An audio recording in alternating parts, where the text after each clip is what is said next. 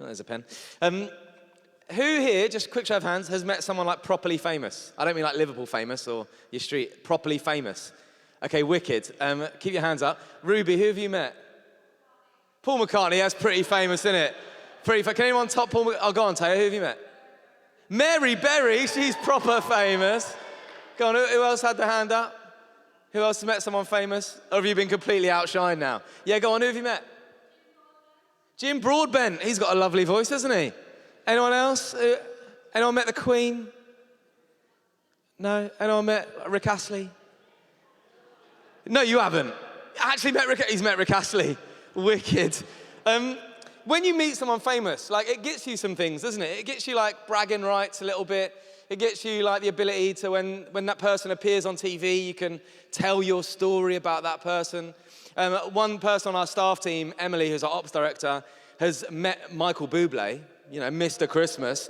And every Christmas, she loves to recant anytime he's on the radio, oh, the time I met Michael.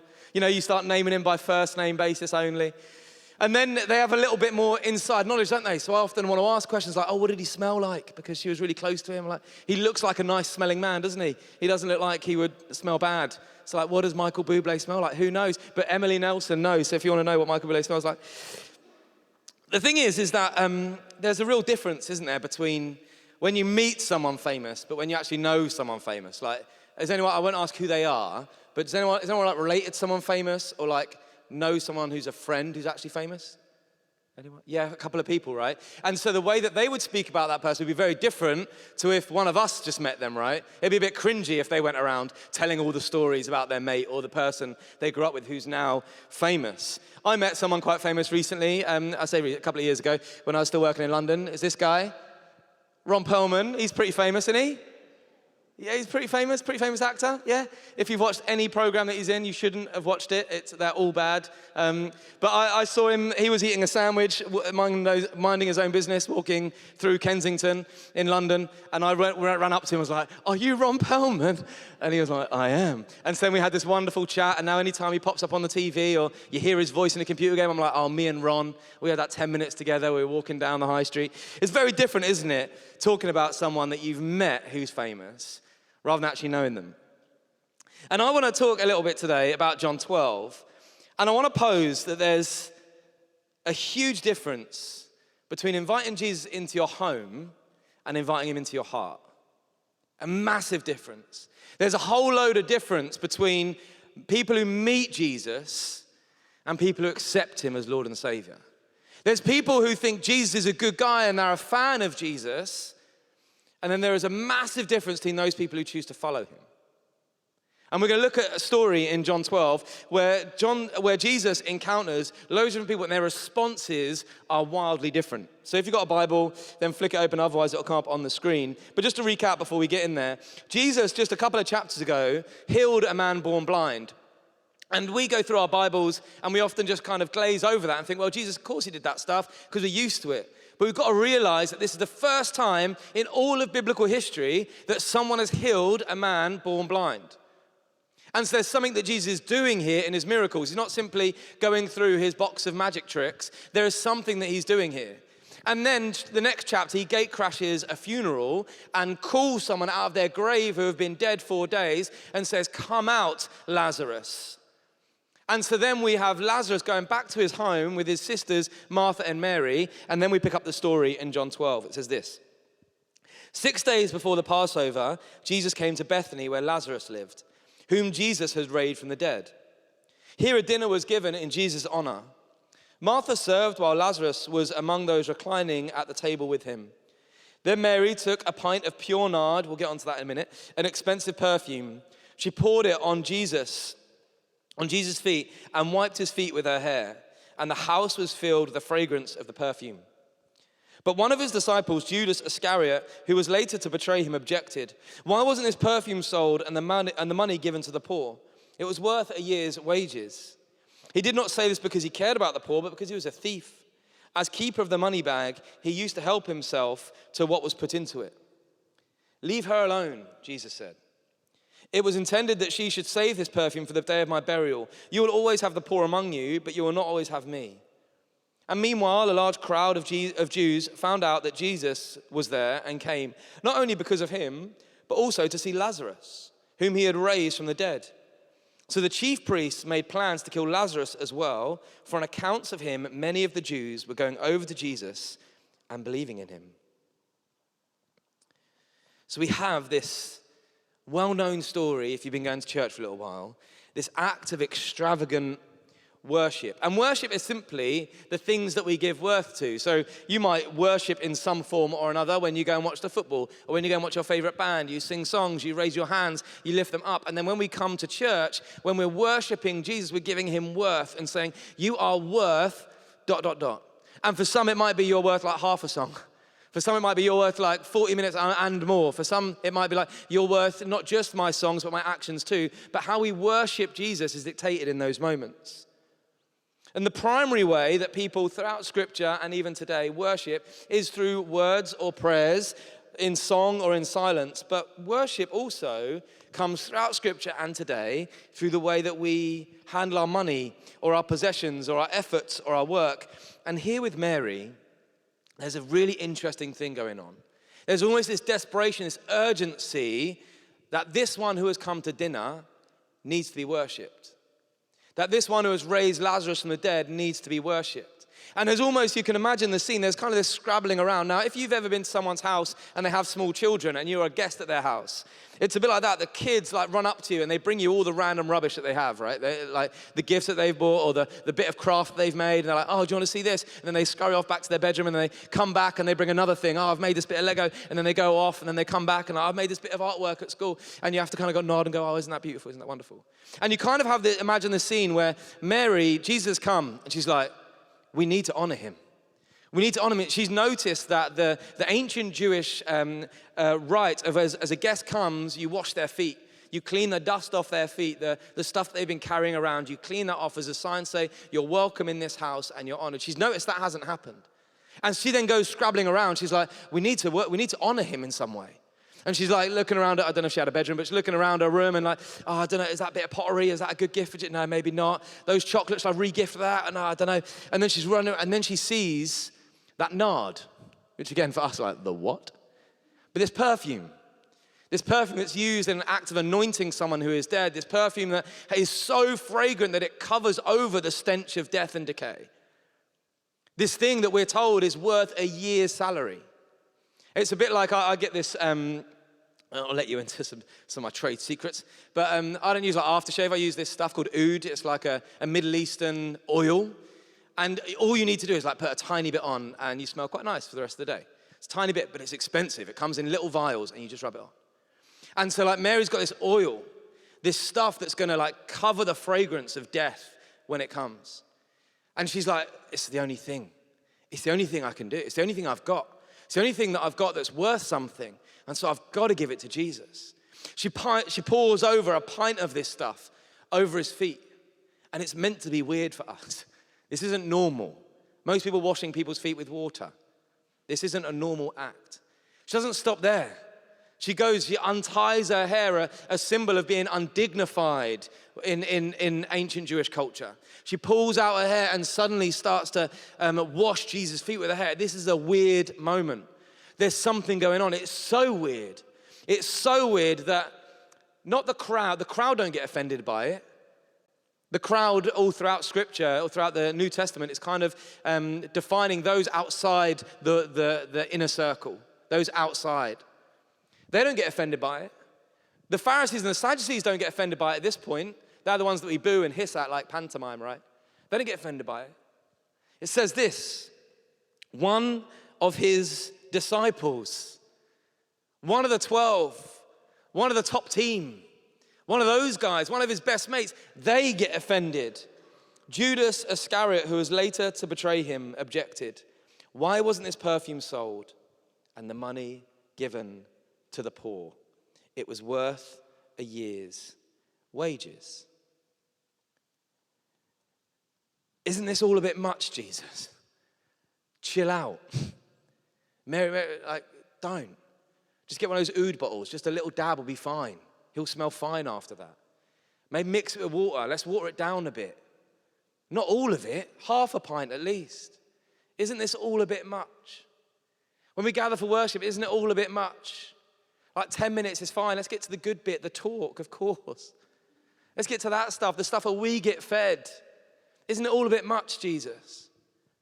The circumstances around me, Jesus, are so overwhelming and so chaotic. The relationships in my life are messed up. My finances are in a mess. Isn't it all a bit much to worship you in this moment? Lazarus has just been raised from the dead, and it's clear that tensions are rising. Isn't it all a bit much that at this point in time we're going to give our security away? That thing that resembled a year's wages, the thing that we kept in case our job failed. That bit of money that we stashed away just in case everything failed. Isn't it all a bit much that we give it to Jesus? And I want to confess something to you, that I think there's been times, quite often, in prayer or worship, where I'm in the Judas camp. I'm like, isn't this all a bit much? Shouldn't we just kind of do a bit, enough, and then just keep moving? Isn't it all a bit much? We've been there. We've been there, whether it's a time of prayer or a time of worship, a thought of like, come on and let's get to the word, the bit where we receive, the bit where we can get our notebooks out, the bit that's going to feed us, the bit that's going to help us, rather than just giving God praise, rather than just worshiping Jesus while he's present with us. There's a recent study across American and English churches where people had gone around and they had got people who are new to church, who hadn't explored church at all. They got people who are new to church and they asked them to take a timer and to tell them when they were clocking out, like psychologically, or when they wanted to leave the service. And these scientists, these people who did the survey, found out that 21 minutes of worship is enough. Like when you get to 21 minutes, if you get to 22, then at that point, guests want to like move on to the next thing or leave the building. And so what's happened since that was kind of published about 5 years ago is loads of churches all over the place have gone, our worship sets are going to be no more than 21 minutes. It's like, what are we doing? What are we doing? Because we're all in the Judas camp. Like, isn't it a bit much? Isn't it a bit much? Is it just, should we just move on to the next thing? The thing is, worship, we're scrabbling around the bedrooms of our life going, what do we give Jesus? Do we give him our efforts? No, that's not good enough. Do we give him our lifestyle? No, because we're broken there. Do we give him our emotions? No, because they're all frazzled. Do we give him our thought life? No, because that's broken. The only thing we have to give to God, the only thing we have to give to Jesus is our worship. It's all we've got to give him. It's the only thing that's worthy. It's the only thing we can give back to God. It's the only thing that he's waiting for us to give him back. He's not impressed by anything else. He's not impressed by anything else. The zeros in our bank account, he's not impressed by our works. He's not impressed by our efforts. The only thing he's waiting for is our worship. We can give him 22 minutes, surely. We can give him 23 minutes, maybe. But I've definitely been in the Judas camp. And then later in the chapter, what then happens is after this, is we have the age-old story, which you'll remember from Sunday school if you went to one. But it's the story of Jesus coming to Jerusalem as king. It says this, the next day the great crowd that came for the festival, which is Passover, heard that Jesus was on his way to Jerusalem. They took palm branches and went out to meet him, shouting, Hosanna, which means save us. Blessed is he who comes in the name of the Lord. Blessed is the King of Israel. And Jesus found a young donkey and sat on it. As it was written, do not be afraid, daughter Zion. See, your king is coming, seated on a donkey's colt. The thing is, we're told that this anointing that happened at Bethany, this washing of Jesus' feet, happened 6 days before Pentecost. And so we're told this happened a day later, so 5 days before Passover, not Pentecost, but 5 days before Passover. And what happened in the time of Jesus, 5 days before Passover, is the king would come in to the temple to make right for worship, to make sure the space was right. He would go around and do inspections to make sure that the festivities were ready, to make sure everyone was ready to welcome people from all over the world to worship at Passover at the temple.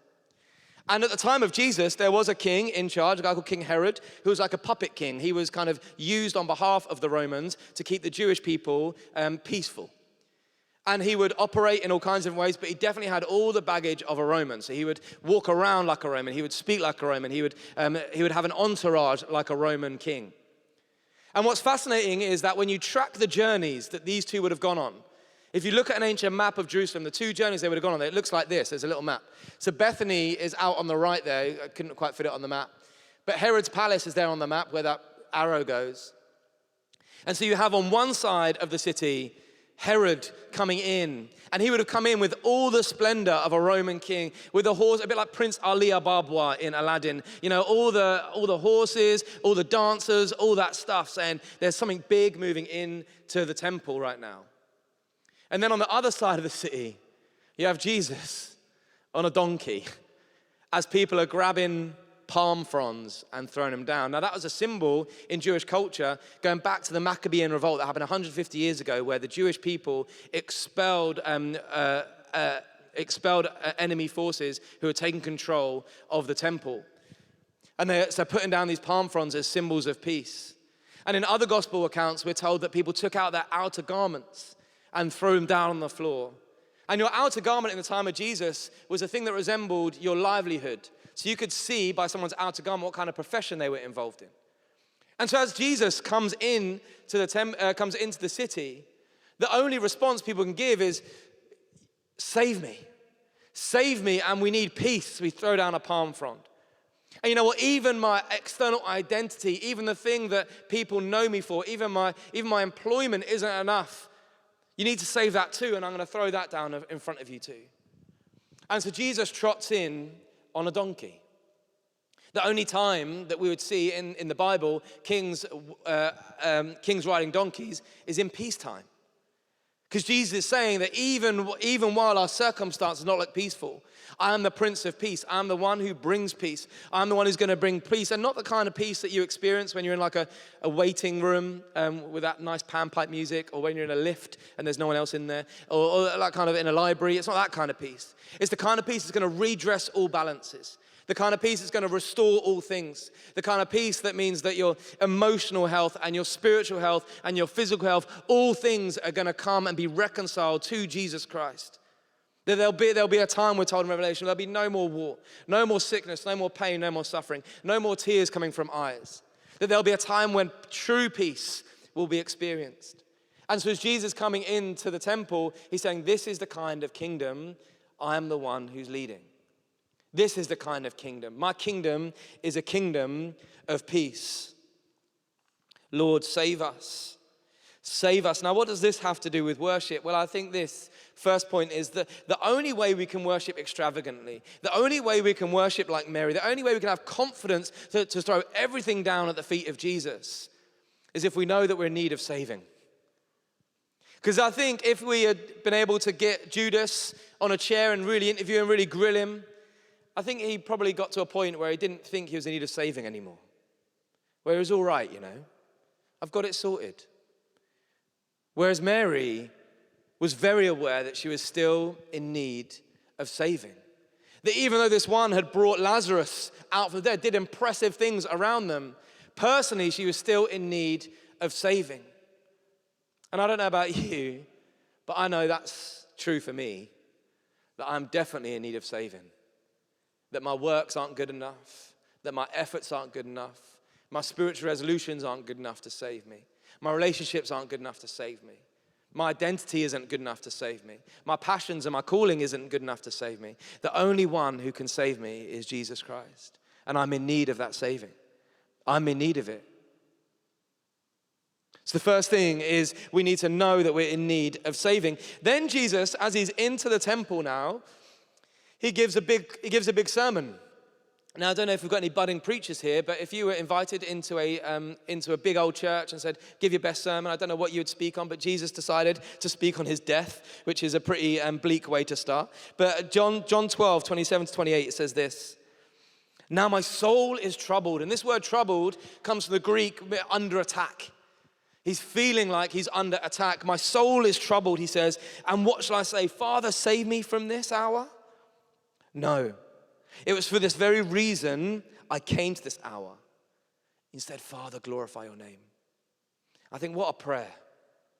What a prayer, no matter what circumstance. If we're facing death itself, Father, glorify your name. If the circumstances around us look bleak, Father, glorify your name. If we're feeling compromised at work, Father, glorify your name. If that relationship that we're going through feels like it's on the turn, Father, glorify your name. It's an incredible prayer. It's short, but it does everything. Father, whatever I'm going through, just glorify your name. Again, the second point is this: we can only worship Jesus extravagantly when we know that he has saved us. Ultimately, he's done all the work that's needed to be done for us to be saved. There's nothing we can add to that. We don't behave our way into his saving books. We don't resolute our way into his saving books. We don't read our Bibles in a way that gets us saved. We don't do the spiritual stuff in order that we may be saved. He has done it. It is finished, he says, upon the cross. The checkbooks are balanced. No longer do we have to strive to get in his good books. He has saved us. And when we get that, when we realize that we don't need to struggle to be loved by God, we don't need to strive to be loved by God, when we understand that, we feel freedom to worship him fully. Because I think some of us hold stuff back because we know that we're filthy sinners. We know that we keep on messing up. We know that we keep on doing things that separate us from the love of God. We know that we keep on doing that stuff. And so actually, I can probably sing 1 or 2 songs, but give me 3 or 4, and actually that feels a bit more exposing. But when we know that we've been saved, when we know all the work has been done, when we know we can't add to that, then an outworking of that is to worship him fully. Not just with our songs, but with our lives too. Not just with the things that are comfortable and convenient and the Sunday stuff, but also our Monday through Saturday stuff. When we see the stuff in the corner of our rooms, when we see the stuff in our bank accounts, and we see the stuff that we hold dear and signifies for us security, they can be platforms to worship God again. Father, be glorified. Father, be glorified. Father, be glorified. Jesus continues in his teaching in John 12. And he says this later on: the one who looks at me is seeing the one who sent me. You know, he's pulling no punches about who Jesus is. Jesus is not saying, like, I'm just a good guy that's following the work of God. He's saying, if you look at me, you see the Father. Jesus is saying, if you look at him, you see God Almighty, which is a bold claim. Most wise teachers say, don't look at me, look at God. Most teachers throughout history have said, don't look at me, look at God. Jesus is saying, if you look at me, you see God. And then he goes on to say this: I have come into the world as a light, so that no one who believes in me should stay in darkness. So he's carrying on a mission. He's not saying, I've just done and completed the work on the cross, but he's saying, I'm going to be a companion that anytime you are in darkness, you'll be able to see light because Jesus is with you. And so the third point is this: that we're able to worship Jesus extravagantly when we realize that Jesus continues to save us. So he has saved us, we're in need of saving, but he continues to save us. He's not just leaving us on Calvary and saying, well, I've done the work, therefore you can just stay as you are, but he continues to daily pull us out of those cycles. When that thing rears its head above water again, when that thing that traps us down, when that thing that attacks us again, Jesus is like, no, I'm still with you. I have not left you. I have not forsaken you. I'm still with you in the darkness. I am the light in the darkness. I'm the one who's going to travel with you through that darkness. I'm the one that's going to be with you in the valley of the shadow of death. I'm going to walk with you every step of the way. Whatever circumstance you're going through, I am the light in the darkness, and therefore he continues to save us. When we understand that Jesus is with us, continuing to save us, our only outworking of that, our only possible outworking is to worship him and thank him for it. Is to give him all the glory, all the praise. To say thank you, thank you, thank you. Thank you that even me and my stuff, you haven't left alone. And you know what I love in this chapter? There's a wonderful little detail that we often gloss over. I mean, I did until planning for this. But we're told this little insight about Judas Iscariot, right? Now, Judas Iscariot, the last name Iscariot literally means the betrayer. And now I don't think that was his actual last name. Otherwise, that would have been a red flag, wouldn't it? Like, I don't know if ever you've seen on like a dating app, like Mr. like Ben, the con man. You're kind of like, you're going to move past him, aren't you? Like, if Jesus is looking for his 12, unless that was his last name, and then Jesus' grace has just like tripled, hasn't it? But what I love about it is we're told by the disciple John, who wrote this, that everyone knew that Judas was putting his hand into the treasury and helping himself to it. But there's not one moment in the Gospels where Jesus gets his chief financial officer, Judas, and says, you're fired. So Jesus knew that Judas was helping himself to the money, and yet he still kept him in post. Now, what does that mean? I mean, we might not be stealing from the coffers of God, but we're certainly messing up, aren't we? Like regularly. And still, he keeps us in post. We might be messing up in all kinds of ways, sometimes the same way over and over again. And we say the prayer, Jesus, that's the last time I promise you. And then we mess up again and again and again. We think, well, you know what, I can't worship you because I'm filthy, because I'm dirty, because I've done stuff. And yet still, Jesus keeps us in post. He's not marching us to the boardroom to say, you know what, we've checked the accounts. And because of your filthiness, no longer are you allowed in the inner circle. He's like, no, he's still there. He's still there. It's an incredible sign of grace that even to the end, there was always an option, an opportunity for Judas to come back. There was always an opportunity for Judas to come back. And some of us have discounted ourselves and think, well, you know, when it comes to worship, whether it's worship in song or worship in our life, we're like, well, I'm okay with Jesus being a fan because it doesn't really change much, right? We get quite a lot of benefits having Jesus, being a fan of Jesus, because we come to church, we see loads of friendly people, we get nice coffee, we get a cookie, whatever. When stuff's going really, really wrong in our lives, we might have some people around us that gather around and say, oh, you doing all right, mate? All that stuff. It's quite nice. But there's a whole load of different inviting him into your home than inviting him into your heart. Whole load of difference, because the minute you invite him into your heart, you can't do anything but worship him. And that means that everything changes. That means the way we navigate changes. It means we become way more forgiving of people because you realize, oh, we're all broken. We're all messed up. It means you don't hold on to grudges anymore because you realize our debt has been paid by Jesus on the cross. Therefore, everyone else's must have been. It means that we start to look at people in a different way. It means we start to see those pints of nard or whatever it is in your life that you hold most dear. And you're like, this is an opportunity to worship God.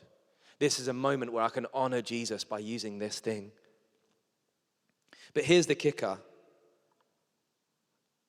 Do we invite him into our homes? Do we just know loads of stuff about him? We might even talk about him just using his, we might call him J-Dog or something. I don't know, the big J. Do we just talk about him like you talk about Michael Jordan or like you talk about any other celebrity? Or do we know him in our heart where we feel the confidence to lay everything down, not out of obligation, but because we know it's the only sensible and logical conclusion. If he's given everything to be with us, the only response we can do is reciprocate that and give everything back. It's how relationships work. If you know anyone who's married, you know it doesn't work if one person gives only 90% and the other person's giving 100%. It doesn't work like that. You have to give 100%, both of you. It's how it works. And so as Jesus gives 100%, our only response is to try and give 100% back. Or do we allow him to change us from the inside out to truly lead us? The thing is every person in the New Testament who accepts Jesus as Lord, their initial response is not to go on some Bible course. Their initial response isn't suddenly to grab their wallet and see, how much can I give to the church now? Their initial response isn't suddenly to get involved in a group or a team. All those things are wonderful and good. But their first response is always to hit the deck, knees down, and worship him. And worship him. And so when we worship, whether it's on a Sunday or at home or on the commute, we are engaging in the only sensible thing that we have to offer back to God. We're engaging in the only thing that makes sense to give back to God. The only thing that makes sense to give him the glory, to give him the honor, to give him the praise. And as I said a few weeks ago, all we're doing is we're practicing for eternity. And I had someone a few months ago come and say to me, I'm really sorry I'm leaving the church. And I was like, cool, that's cool. How come? And they're like, well, the worship just goes on a bit too much. I'm like, I'm really sorry. I said to them, but we're told we're going to be doing it for eternity. So like, ugh. It's a bit awkward if, 20 minutes is a bit much. But like, all we're doing, we're practicing for eternity. But what we do is, as we worship, things change. People's hearts change. People get healed. People get set free. Things happen. The fragrance, as we're told, the fragrance fills the room. And there's something beautiful and almost overwhelming if you don't go to church and you come in and see all these people singing. It's a bit weird to start with. I remember I didn't grow up going to church. I remember the first time I walked into a church and everyone was singing and hands were raised and I was like, what is going on? But after I got over that, I started to see that something strangely beautiful is happening. Like, it doesn't make sense in Liverpool, in L18, to all gather in a random building that was built in 1914 to sing songs. Like, if you take it by its parts, it doesn't make sense. We're all doing it. Why? Because we all know we're broken. We all know we're in need of saving. I mean, even the nicest people in the room, you do too. You're in need of saving. And so we worship because we know we're in need of saving, but we worship because we're in response to what Jesus has done, that salvific act on the cross, the thing that has saved all of humanity on the cross. But we also worship because he's on the continuing business, the ongoing process of saving us, of redeeming us, of saying, I haven't left you yet. I'm not done with you yet. There's still so much to be done in your life. The best is always yet to come. That it wasn't in that big top when you became a Christian or in that small group when that wasn't the best. The best is always yet to come. It wasn't when you're on the staff team or the gap year at a church or you were doing some really great mission work for when you're in a youth group or whatever. And now the best is yet to come. And so we worship in response to that Jesus has not left us. He's not going to leave us. And until eternity begins, when he is with us in the fullness of his presence and peace is reigning, our worship is all we can give him. And everything else flows out of that. So the thing is Judas's question is not a bad question. It's just in the wrong order of things. If we give to the poor without worshiping Jesus, then we're just probably doing it to make ourselves feel a bit better. When we do it out of worship, when we start with worship, and then giving flows out of that, generosity becomes an outworking of our worship because we're doing it in response to what Jesus has done for us. It was not a bad question, it's just in the wrong order. Let's get the right things in the right order. Someone put it like this in a book I was reading a couple of weeks ago. Like, the great commandment to love God with your heart, mind, soul, and strength, and love your neighbor as yourself. If you ask anyone outside the four walls of a church, what is the church great at? They'll tell you things that fall in the second half of that great commandment. Like, isn't it great that the church does loads of good things that basically look like loving your neighbor? But I think we need to get back to being known for how we worship. Being known as a people that despite circumstance, we worship. Despite the ongoing, whatever in our culture is going on, whatever is going on, we're still going to be people of worship. Despite whatever we're deconstructing our minds, despite whatever's going on in our lives, we're going to continue to worship. We're going to be a people that worship, and let the fragrance of our worship fill the room. Let the fragrance of our worship fill our city. Let the fragrance of our worship propel Jesus out into our streets, marching in a donkey where peace can be proclaimed and our city can be transformed. Let us be people of worship. Worship first, and all the action stuff comes next. And so in response, spoiler, we're probably just going to worship for a bit, if that's all right. And we'll have our prayer team that will be down here on my left, your right. But so if you have anything you want prayer for, they'd love to pray for you. But I think what we should do is just worship. Does that make sense? Logically. Good. Let's stand.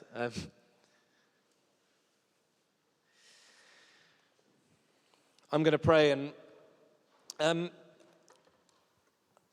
I just wonder, maybe you're new to church, or you haven't been for a little while, or stuff has been going in your life, and you realize that Jesus has been a good house guest, but you haven't necessarily invited him into your heart.